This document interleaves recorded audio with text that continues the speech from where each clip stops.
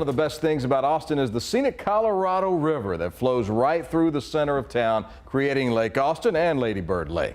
But taming the Colorado when floods strike the capital city has been a long time challenge, as we learn in tonight's backstory with Bob Buckaloo.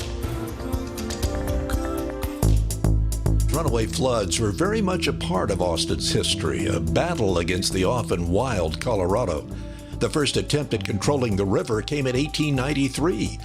Workers built a 60-foot high, 1,200-foot long granite dam just west of the city.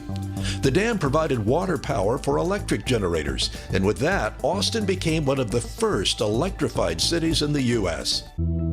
But the dam wouldn't prevail against a swollen Colorado.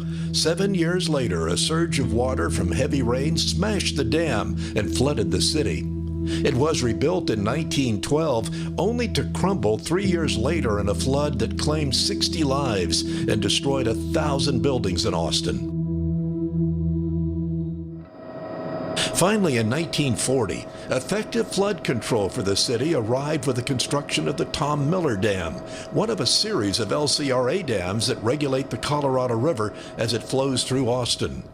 A second dam east of downtown, Longhorn Dam, was completed in 1960 and created what's now known as Lady Bird Lake.